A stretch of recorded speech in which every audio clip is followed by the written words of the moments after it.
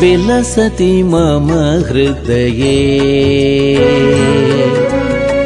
విలసతి మమ హృదయే విశ్వేశః విలసతి మమ హృదయే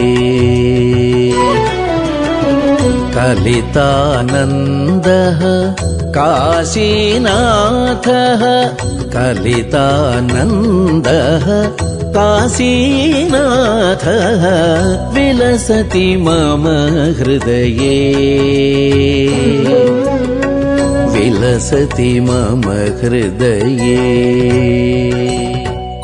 ప్రాపతాపసవరస్సహి, ఆ తాపసవరుడైనటువంటి ఆదిశంకరులు చేరుకున్నారు. ఎక్కడికి? ప్రాపతాపసవరస్సహి కాశీం నీపకానన పరీత సమీపాం ఆపగా నికటహాటక చంచద్యూపపంక్తి సముదంచిత శోభాం. అద్భుతమైన గంగానదీ తీరంలో రమ్యమైన సౌధాలతో, అలాగే తీరమనందు పాపిన యూపస్తంభములతో ఉన్నటువంటి కాశీ అన్నారు. యూపస్తంభాలంటే అది యజ్ఞాలు జరిగేయండి ఒడ్డున, దాని సంకేతంగా యూపస్తంభాలు ఉన్నాయని చెప్పడం దీని యొక్క విశేషం. ముందుగా కాశీకి వెళ్ళగానే ఆనందపరచుడు రేపెట్ట, ఎందుకంటే గలగల పారుతూ కనబడింది అమ్మ గంగమ్మ. సందదర్శ భగీరథ తప్తా మంద తీవ్ర తపసప్పలభూతాం యోగిరాడు చితతీర నికుంజాం భోగిభూషణ జటాతటభూషాం. ఎటువంటి గంగను చూశాడంటే సందదర్శ, చూస్తూ ఆనందంగా ఆయన పులకించిపోతున్నాడు ఆ గంగను చూస్తూ. భగీరథ తప్తామంద తీవ్ర తపస ఫలభూతాం, భగీరథుని యొక్క అమంద తీవ్ర తపస్సుకు ఫలముగా వచ్చింది అన్నాడు. అంటే ఆయన చేసిన తపస్సు సామాన్యం కాదు, అమందం అంటే ఇది అల్పపు తపస్సు కాదు, మహాతపస్సు చేశాడు, తీవ్రమైన తపస్సు చేశాడు. ఎంత అందంగా చెప్పారండి. భగీరథ తప్తాం అమంద తీవ్ర తపస ఫలభూతాం, ఆయన యొక్క అమందమైన తీవ్రమైన తపస్సుకు ఫలంగా లభించినది ఆ గంగానది ఒడ్డులో. ఆ రోజుల్లో అనేక రకాల చెట్లు, చేమలు, పొదలు ఉన్నాయి. అవే తమ నివాసములుగా చేసుకుంటూ యోగులు ధ్యానముద్రలో ఉన్నారు. యోగిరాడు చిత తీర నికుంజాం, గంగా తీర నికుంజములు అలా ఉందిట. అందుకే అంటాడు కదా నిలింప నిర్జరి నికుంజ కోటరేవసన్ విముక్త దుర్మతి సదా శిరస్థ మంజలింబహన్ విలోల లోల లోచనో లలామపాల లగ్నక శివేతి మంత్రముచ్చరన్ సదా సుఖీ భవామ్యగం. అలాంటి గంగా తీరంలో ఆ అందమైన నికుంజముల దగ్గర కూర్చుని ఏ దుర్బుద్ధులు మనస్సులో లేకుండా కనుబొమ్మల నడిమి ప్రాంతంలో శివమూర్తిని ధ్యానిస్తూ రెండు చేతులు తలపై పెట్టుకుని శివాని అరుస్తూ బ్రతికే యోగం ఎప్పుడు వస్తుందో అన్నాడండి ఆ మహానుభావుడు. ఆ విధంగా గంగా తీర నికుంజములు ఎటువంటి నది? భోగిభూషణ జటాతటభూషాం, సత్వాలంకృతైన పరమేశ్వరుని శిరస్సుకు అలంకారంగా ప్రకాశిస్తున్న నదిని అక్కడ చూశాడు. ఆ నది స్వచ్ఛముగా స్ఫటికము వంటి జలముతో ఉందిట. దీనికి ఇంత శుద్ధ లక్షణం ఎలా వచ్చింది అంటే విష్ణుపాద నఖరాజ్జననాద్వా శంభుమౌళి శశిశంగమనాద్వా యా హిమాద్రిశిఖరాత్ పతనాద్వా స్ఫాటికోపమజలా ప్రతిభాతి. అంత తెల్లదనం చల్లదనం దీనికి ఎందుకు వచ్చిందంటే చల్లని తెల్లని ఆ విష్ణు చరణాల నుంచి వచ్చింది కనుక. ఆయన గోళ్ళు విష్ణుపాద నఖం, విష్ణుపాద నఖం ఎలా ఉంటుంది? నెలవంకల తెల్లగా ప్రకాశిస్తుంది. నిర్మలమైన ఆ పాదాలకి, పవిత్రమైన ఆ పాదాల దగ్గర ఆ తెల్లని గోరు అక్కడి నుంచి వచ్చింది కనుక ఇంత తెల్లగా ఉందేమో. అంతేకాదు నెలవంక నెత్తిపై పెట్టుకున్న వాడి నెత్తి మించి వచ్చింది కనుక ఇంత తెల్లగా ఉందేమో. తెల్లని కొండ మించి దిగొచ్చింది కనుక ఇలా ఉందేమో. మూడు భావాలు చూపించారు ఇక్కడ. అలా వచ్చిన గంగా నది ఇలా చెప్తూ ఉంటే గంగావరణం అయిపోతుంది. శంకరజయం అక్కడ అవుతుంది. దేవి సురేశ్వరి భగవతి గంగే త్రిభువన తారిణి తరళ తరంగే శంకర మౌళి విహారిణి విమలే మమ మతిరాస్తాం తవ పదకమలే అంటున్నారు ఆ తల్లిని. ఆ తల్లి, ఓ తల్లి ఎలాగోలా నీ ఒడ్డున బతికితే చాలమ్మా, లేదా ఒక ఎండ్రకాయగానో ఒక చేపగానో కప్పగానో మారి నీలో బతికినా చాలమ్మా. ఎటువంటి తల్లి నువ్వు?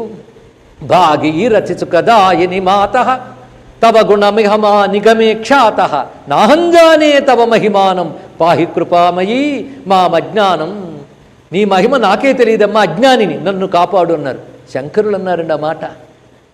అంటే శంకరులకు కూడా తెలియనంత మహిమ కలిగినటువంటి గంగాదేవికి నమస్కారం చేసుకుందాం. ఇంకా శంకరులు గంగపై చాలా స్తోత్రములు రచించారు. ఆయన చెప్పిన మరొక మాట, మాతర్జాహ్నవి శంభు సంగమిళితే మౌళౌ నిధాయాంజలిం త్వత్తీరే వపుషోవసాన సమయే నారాయణాంఘ్రిద్వయం సానందం స్మరతో భవిష్యతి మమ ప్రాణప్రయాణోత్సవే.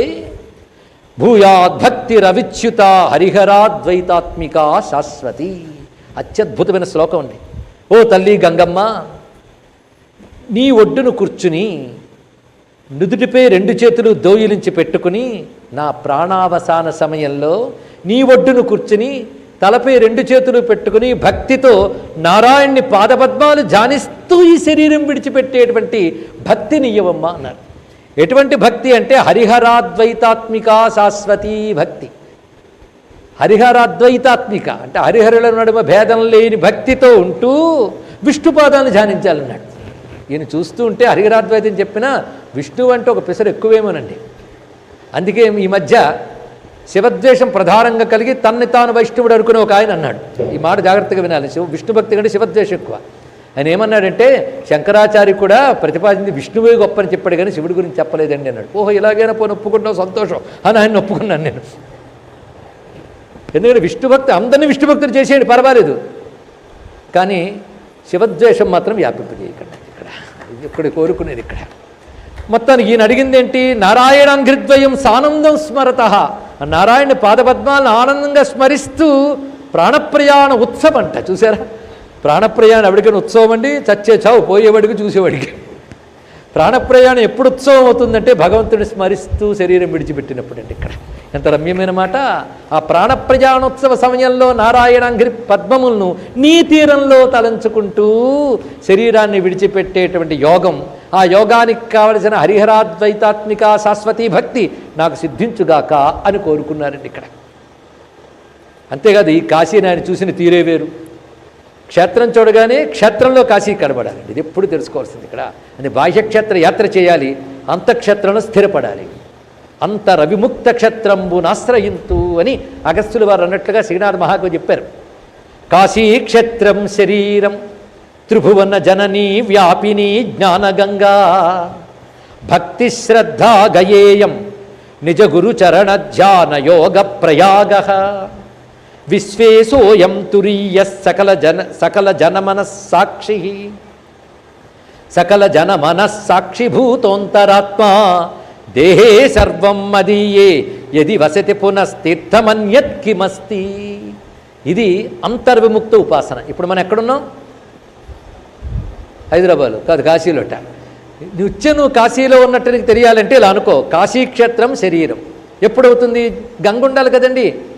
వ్యాపిని జ్ఞానగంగా, జ్ఞానగంగ ఎప్పుడు ప్రవహించాలి అంటే నిరంతర ఈశ్వర విచారణ రూపము అయిన చింతన నీకు ఉండాలి అని అక్కడ. అది జ్ఞానగంగ.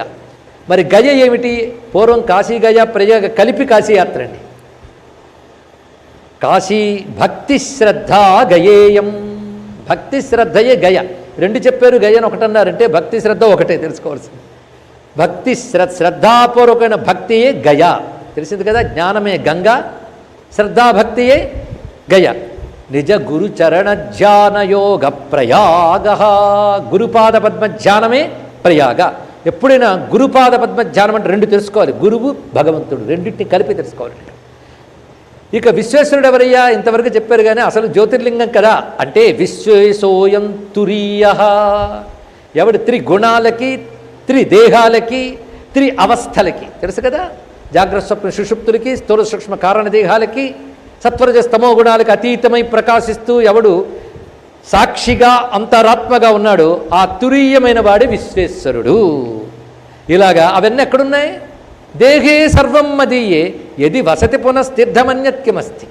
అన్నీ ఇక్కడున్నప్పుడు మరో తీర్థం నాకెందుకు అన్నాడు. అలా అనుకోవడానికి అవకాశం ఇచ్చిన తీర్థం కాశీక్షేత్రం. తెలుసుకోండి ఇక్కడ. అది కాశీక్షేత్రం వాసం ఈ తత్వజ్ఞానాన్ని ఇవ్వాలి. కాశీవాసి ఈ తత్వజ్ఞాన విచారణ చేస్తూ ఉండాలి. అదే కాశీకి వెళ్ళి ఇప్పుడు చచ్చిపోతామా అని కాదు, కాశీలో బ్రతకాలనుకోవాలండి. అది ఆనందవనం. ఇలాగప్పుడు ఆనందంగా బతుకుతావు, ఇలా విచారణ చేస్తూ బతుకున్నాడు ఇక్కడ. ఇలా హాయిగా విచారణ చేస్తే నీలో ఉన్న కాశీని నీకు చూపించే క్షేత్రం పేరు కాశీ. తెలుసుకోండి ఇక్కడ. గంగాజల పానం తత్వజ్ఞానాన్ని ఇస్తుంది, విశ్వేశ్వర దర్శనం ఆత్మసాక్షాత్కారాన్ని కలిగిస్తుంది. దానికి కావలసిన భక్తి శ్రద్ధ గురుచరణాంబుజ నిష్ఠ సాధనలుగా పనిచేస్తాయి. ఒక్క శ్లోకంలో ఒకటేమిటి 3-4 శ్లోకాల్లో శంకరులు కాశీని ఎలా చూశారు అనే దాన్ని మనం చెప్పుకున్నాం ఇంతవరకు కూడా. మొత్తానికి అలాంటి కాశీకి వెళ్ళి సోవగాహ్య సలిలం సురసింధోరుత్తతార సితికంఠ జటాభ్య జాహ్నవీ సలిల వేగ హృతస్తద్యో యోగ పుణ్య పరిపూర్ణ ఇవేందు. ఆయన ఒక్కసారిగా గంగలో స్నానం చేసి లేచేటండి. లేచినప్పుడు జడల్లోంచి పడుతుంది అది ఆయన శిరస్సులోంచి. అప్పుడు ఆయన ముండితి శిరస్సు కూడా శిరస్సు మించి పడుతూ ఉన్నది ఆ గంగ. ఎలా కనబడుతున్నాడు ఆయన అంటే ఆ హిమబిందువులు అంటుకుని ప్రకాశిస్తూ గోచరిస్తున్నాడు ఆయన. స్వర్ణధీ జలకణాహిత శోభ మూర్తిరస్య సుతరాం విలలాస చంద్రపాదగళదంబు కణాంక పుత్రికా శశిశిలా రచితేవ. చంద్రకాంత శిలను కొన్ని ఉంటాయి, వాటికి కానీ వెన్నెలు తగిలితే బిందువులు దాని నుంచి స్రవిస్తాయటండి. అలాగా గంగా అనే వెన్నెలు తగిలి చంద్రకాంత శిలవలే నిగనగలాడుతున్న శంకరుల శరీరంపై గంగ బిందువులు కనబడుతున్నాయని వర్ణించారు. ఇక్కడ ఆ రూపం అంత అందంగా ప్రకాశిస్తున్నది. అలా గంగా స్నానం చేసి విశ్వేశరణయుగం ప్రణమ్య భక్త్యా హర్యాజ్యైస్త్రిదశవర్రై సమర్చితస్య సోనైషిత్ ప్రయతమనా జగత్పవిత్రే క్షేత్రే సా విఘసమయం కియంతమాద్యః. ఆ ఛందోగమనంలో ఎంత అందం చూపిస్తున్నారు ఇక్కడ. విశ్వేశ్వరుని చరణయుగలాన్ని నమస్కరించి, అదేవిధంగా కాశీలో ఉన్న బిందువాదవాది సమస్త దేవతలకి నమస్కారం చేసుకుని